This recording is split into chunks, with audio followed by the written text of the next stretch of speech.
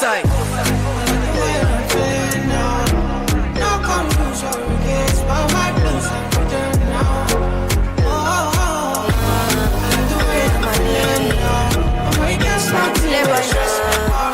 By now. DJ, hope he does love you. Live my life for you. Live my life for you. All over the news. All over the news. Only God and I know the kind of thing I do. The kind of thing we do. Man, I thank God I got the lead. Say God no ungodly. Oluwa I comforting me. When these people they come body me. Man, I thank God I got the lead. Say God no ungodly. Oluwa I comforting me. When these people they come body me. It's why I die sometimes. A little henny and ice. Coffee tikulu mama. Make I live this life.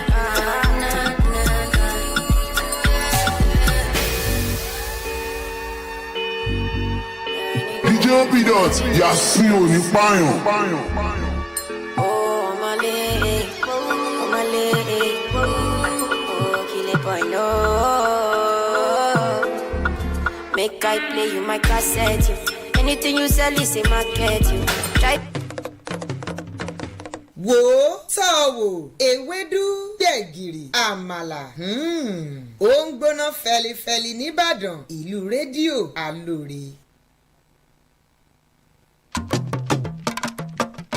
ọgbà tí àṣẹ jiná lóde ìrànjẹ làwọn aláṣẹ ìjókòó tí wọ́n fẹ́ máa jẹ ọba ni wọ́n ó ṣe gàyà díẹ̀ ná ìlú ló láṣẹ ẹjẹ́ ìlú ó jẹun náà ìdí nìyí tó fi jẹ́ pé ẹ̀tọ́ ìlú là ń fowó ìlú ṣe nípìnlẹ̀ Ọ̀yọ́ ẹ̀rí bí ní ètò ẹ̀kọ́ wa ṣe ń jògèrè LAUTECH ti di tìpínlẹ̀ Ọ̀yọ́ ilé ìwòsàn alábọ́dé bíi 40 ló ti wẹ̀wọ̀ ọ̀tún pẹ̀lú àwọn òṣìṣẹ́ tòun tòògùn àti irinṣẹ́ tó pójú owó iṣẹ́ sì ti fẹ́ẹ̀ parí pẹ̀lú lórí 100 míì ìdákẹ́jàdó ìpínlẹ̀ Ọ̀yọ́ ààbò tó dájú òun ohun amáyédẹrùn ní ìṣokùnfà ìdásílẹ̀ iléeṣẹ́ ńláńlá láwùjọ òun náà nípínlẹ̀ Ọ̀yọ́ fi wà nípò kẹta nínú àwọn ìpínlẹ̀ tí ń pawó wọlé jùlọ lábẹ́lé nílẹ̀ wa ọ̀pọ̀ ọ̀dọ́ ló ti láǹfààní ẹ̀kọ́ṣẹ́ iṣẹ́ àgbẹ̀ lọ́nà ti gbàlódé táṣeyọrí yìí ó sì jẹ́ kó ń jẹ́ sùn wá bọ̀ láìpẹ́ nípínlẹ̀ Ọ̀yọ́ àwọn òṣìṣẹ́ àtòṣìṣẹ́ fẹ̀yìntì ń gbowó wọn lásìkò pápá àṣírí Adámàsìngbà àtàwọn inú ojú pópó tí ń sòrú dọ̀sán ńkọ́ àwọn ìlú ti sọ pásì ìwádùn níṣèjọba yìí fi ń mọrírì gbogbo àwọn aláṣẹ gómìnà Ṣèyí Mákindé ló ń sọ fún wa pé pẹ̀lú ìṣọ̀kan wa oòrùn tó kù lókè yìí ó táṣọ ọgbẹ. iléeṣẹ́ ètò ìròyìn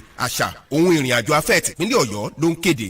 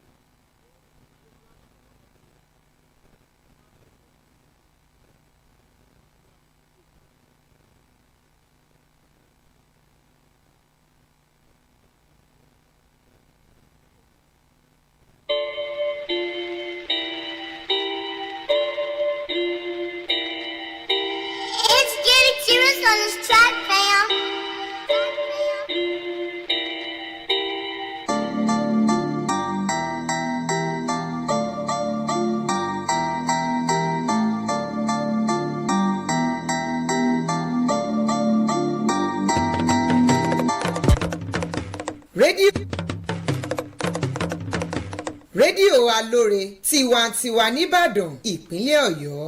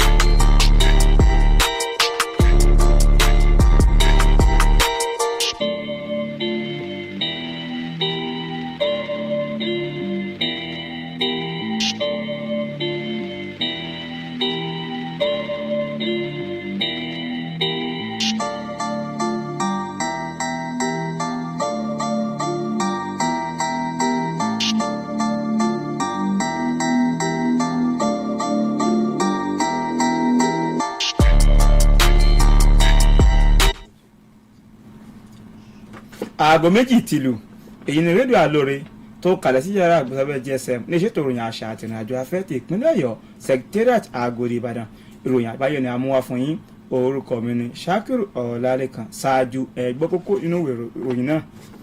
Ìjọba ìpínlẹ̀ Ọ̀yọ́ ti ké sí àwọn ènìyàn ìpínlẹ̀ yìí láti má ṣe bẹ̀rù látàrí ìròyìn nípa àrùn lásà. Ìjọba àpapọ̀ ti rọ àwọn òṣìṣẹ́ ọgbà ẹ̀wọ̀n àtúnirọ láti dáàbò bo àwọn ohun èlò wọn. Àwọn gómìnà ẹgbẹ́ òṣèlú PDP nílẹ̀ Nàìjíríà ti rọ ilé ìgbìmọ̀ asòfin àgbà láti rí dájú pé àtúnṣe dé bá ìwé òfin ìdìbò ilẹ̀ wa. Nílẹ̀ òkèrè àjọ ilẹ̀ Yúróòpù ti jẹ́ kó di mímọ̀ pé òun kò fẹ́ dẹ́yẹ sí orílẹ̀-èdè Mali bó tilẹ̀ jẹ́ pé ìdáwọ́kọ yóò wà fún ilẹ̀ ọ̀hún. Akọ́nimọ̀ọ́gbá ẹgbẹ́ agbábọ́ọ̀lù ilẹ̀ Nàìjíríà Super Eagles ti mú dá àwọn olólùfẹ́ lójú pé àmì 3 yóò dúró níbi ìfigagbága pẹ̀lú ilẹ̀ Guinea-Bissau. Ìyàgbọ́rò náà lẹ́kùnrẹ́rẹ́. Ìjọba ìpínlẹ̀ Ọ̀yọ́ ti sọ̀rọ̀ síta wípé kí àwọn aráàlú ó fi ọkàn balẹ̀ nípa ìròyìn tó ń wúṣe pẹ̀lú ìbá ọ̀rẹ̀rẹ̀ èyí tí yóò ṣẹyọ lábẹ́ ìjọba ìbílẹ̀ Ìwájọwà nípínlẹ̀ yìí. Kọmíṣánná fún ètò ìlera dókítà Bọ̀dé Ládípọ̀ jẹ́ kó di mímọ̀ pé nínú àtẹ̀jáde rẹ̀ kan láti iléeṣẹ́ náà tí ó sì tẹ àwọn oníròyìn lọ́wọ́ nílẹ̀ Ìbàdàn ó ní ìjọba ìpínlẹ̀ yìí ti ṣe ohun gbogbo tó yẹ láti dẹ́kun ìtànkálẹ̀ àrùn náà. Ní àfikún sí ìgbésẹ̀ tó yẹ tí ìjọba ti ṣàgbékalẹ̀ àwọn ikọ̀ ojú lalákànfí sọ́rí káàkiri àwọn ìjọba ìbílẹ̀ tó wà nípínlẹ̀ yìí lọ́nà láti ṣe àdínkù fún ìtànkálẹ̀ àrùn náà. Gẹ́gẹ́ bí ọ̀rọ̀ rẹ̀, iléeṣẹ́ ètò ìlera ti gbé abẹ́rẹ́ tí ń gbógun ti àrùn náà kalẹ̀. Ó ní àwọn nǹkan ìdáàbòbò ti di gbígbé kalẹ̀ láti ilé iṣẹ́ ètò ìlera fún àwọn olùgbé ní Ìwérélé àti Ìgànná. Ó wá gba àwọn ará ìlú níyànjú láti lọ sí àwọn ilé ìwòsàn tó wà lágbègbè wọn nígbàkúgbà tí wọ́n bá kẹ́fìn rẹ̀ fún ètò ìlera ọ̀fẹ́ àti ìwòsàn tó jọjú. Bẹ́ẹ̀ sì ni ẹ tún lè pè sí àwọn ẹ̀rọ ìbánisọ̀rọ̀ wọ̀nyí 09058704101 08025245800 08073431342. Ìjọba àpapọ̀ orílẹ̀-èdè Nàìjíríà ti rọ àwọn òṣìṣẹ́ ọgbà ẹ̀wọ̀n àtúnirọ láti dáàbò bo àwọn ohun èlò wọn eléyìí tó wà jákèjádò ilẹ̀ yìí nípa lílo agbára tó wà níkàáwọ́ wọn láti dá ẹnikẹ́ni tó bá gbèrò irúfẹ́ ìwà bẹ́ẹ̀ lọ́wọ́ kọ́.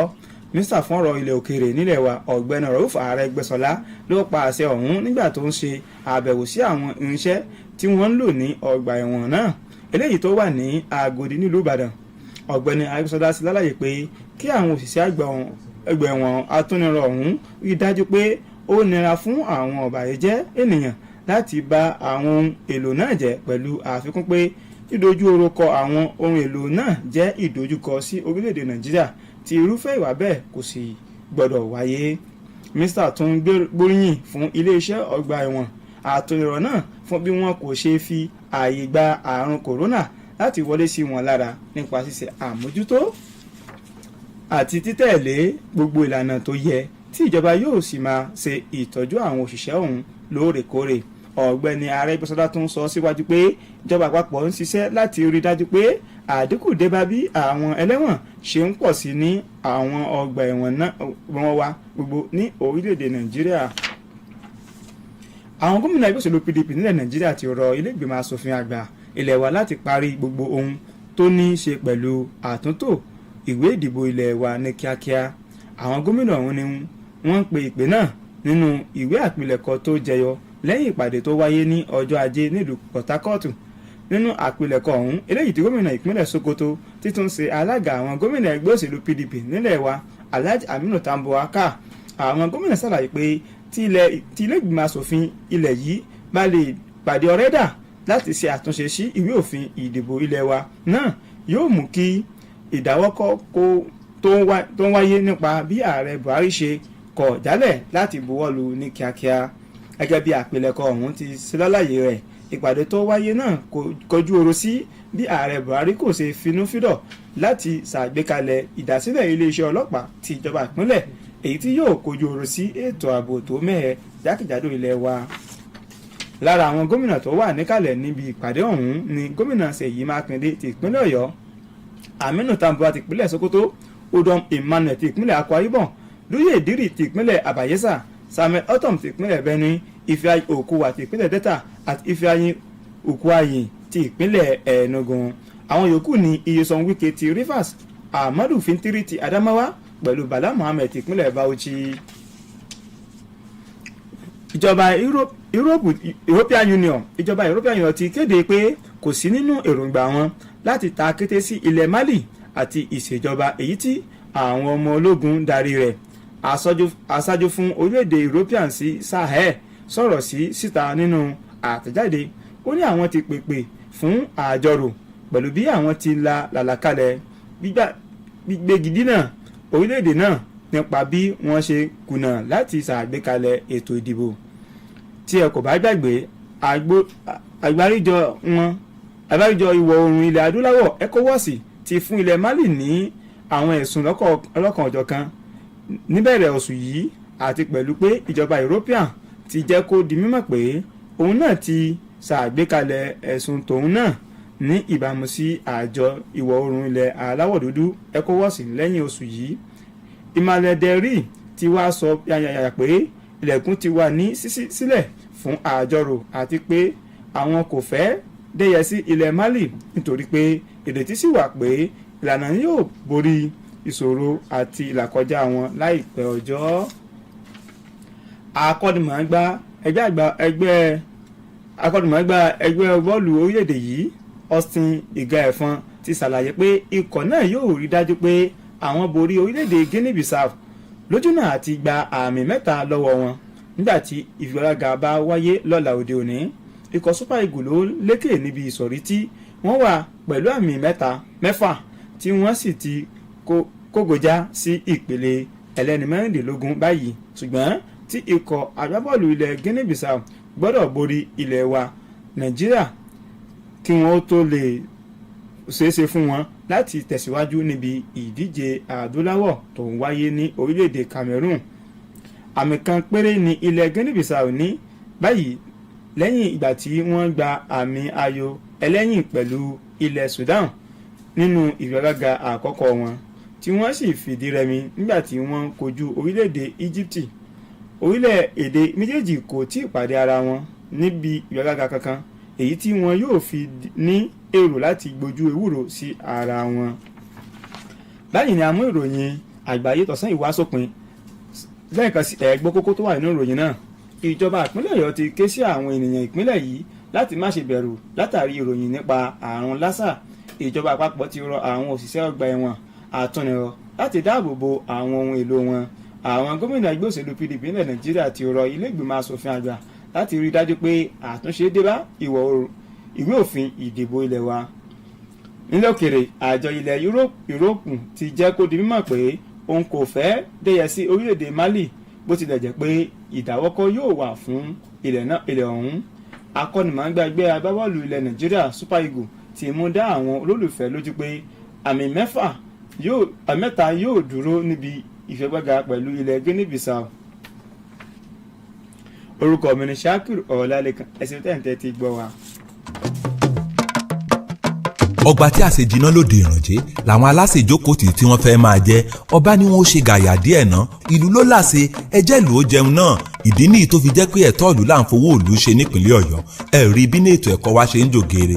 LAUTECH ti di tìpínlẹ̀ Ọ̀yọ́. Ilé ìwòsàn alábọ́dé bíi 40 ló ti wẹ̀wọ̀ ọ̀tún pẹ̀lú àwọn òṣìṣẹ́ tòun tòògùn àti irinṣẹ́ tó pójú owó. Iṣẹ́ sì ti fẹ́ẹ̀ parí pẹ̀lú lórí 100 míì jákèjádò ìpínlẹ̀ Ọ̀yọ́. Ààbò tó dájú òun ohun amáyédẹrùn ní ìṣokùnfà ìdásílẹ̀ iléeṣẹ́ ńláńlá láwùjọ. Òun náà nípínlẹ̀ Ọ̀yọ́ fi wà nípò kẹta nínú àwọn ìpínlẹ̀ tí ń pawó wọlé jùlọ lábẹ́lé nílẹ̀ wa. Ọ̀pọ̀ ọ̀dọ́ ló ti láǹfààní ẹ̀kọ́ṣẹ́ iṣẹ́ àgbẹ̀ lọ́nà ti gbàlódé táṣeyọrí yìí ó sì jẹ́ kó ń jẹ́ sùn wá bọ̀ láìpẹ́ nípínlẹ̀ Ọ̀yọ́. Àwọn òṣìṣẹ́ àtòṣìṣẹ́ fẹ̀yìntì ń gbowó wọn lásìkò. Pápá àṣírí Adámàsìngbà àtàwọn inú ojú pópó tí ń sòrú dọ̀sán kọ́. Àwọn ìlú ti sọ pásì ìwádùn níṣèjọba yìí fi ń mọ rírì gbogbo àwọn aláṣẹ. Gómìnà Ṣèyí Mákindé ló ń sọ fún wa pé pẹ̀lú ìṣọ̀kan wa oòrùn tó kù lókè yìí ó táṣọ ọgbẹ. Iléeṣẹ́ ètò ìròyìn àṣà ohun ìrìn àjò afẹ́ tìpínlẹ̀ Ọ̀yọ́ ló ń kéde.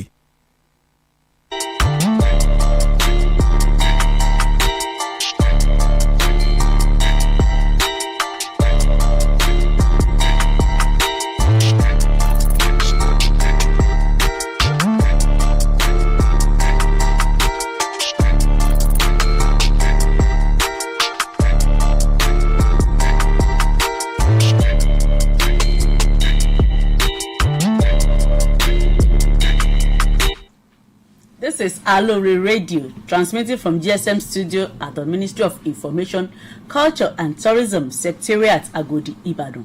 This is the World News. I am Olukemi Omotosho. First, the highlights. Oyo government allays fear over reported cases of Lassa fever.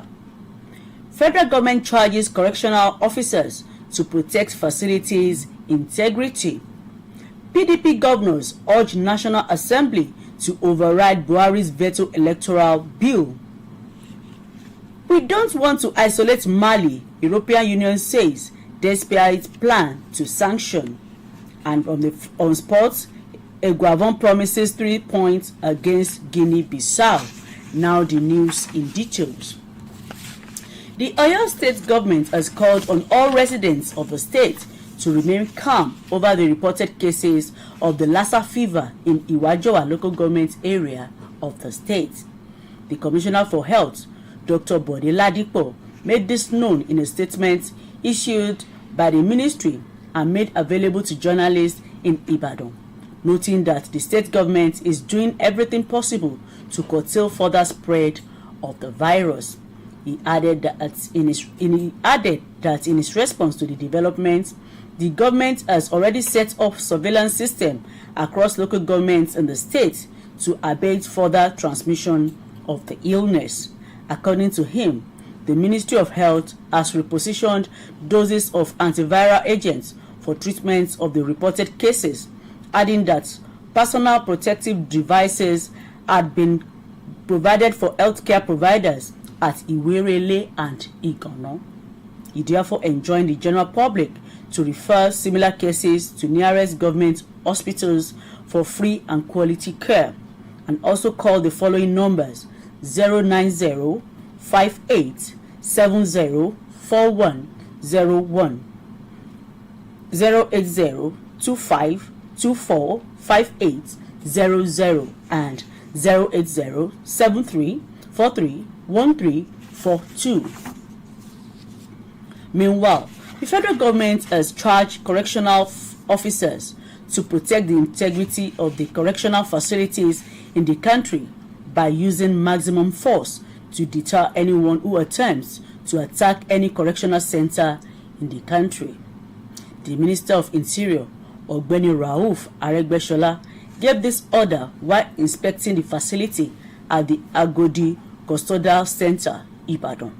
He said the officers must make it impossible for anyone to penetrate the facility because it is a red zone, adding any attack on any correctional center is an attack on the Nigerian state and such must never be allowed forthwith.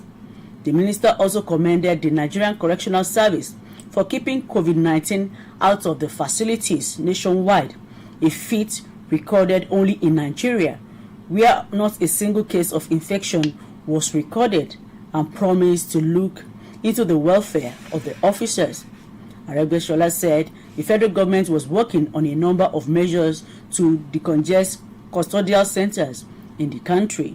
He said the facilities needed to be decongested for the correctional centers to achieve their objectives of reforming those being held there. He also lamented the huge cost of feeding the inmates, saying state governments also needed to cooperate with the federal government on the efforts to decongest the facilities. Also, the People's Democratic Party (PDP) Governors Forum has urged the National Assembly to immediately conclude issues surrounding the Electoral Act Amendment Bill by overriding President Muhammadu Buhari's veto. The forum made the call in a communique at the end of its meeting on Monday in Port Harcourt. And the communique read by its chairman and governor of Sokoto State, Alhaji Aminu Tambuwa, the governor said that overriding Buhari's veto would quicken resolution of the issue and not provide the president another opportunity to delay signing of the bill by withholding assent again. According to the communique, the meeting expressed regrets at Buhari's unwillingness to consider the issue of state police, which would help to tackle insecurity in the country. In attendance were governors Oluseyi Makinde of Oyo State, Aminu Waziri Tambuwal of Sokoto State, Udom Emmanuel of Akwa Ibom State, Doye Diri of Bayelsa State, Samuel Otom of Benue State, Ifeanyi Okowa of Delta State, and Ifeanyi Uguwayi of Enugu State. Others are Nyesom Wike of Rivers State, Amadu Fintiri of Adamawa State, and Bala Mohammed of Bauchi State. And from the foreign scene, the European Union has announced that it does not intend to isolate Mali and its military-led government. The European Union's special envoy to the Sahel made this statement, adding that it has called for its talks despite a plan to severely sanction the country for failing to organize elections.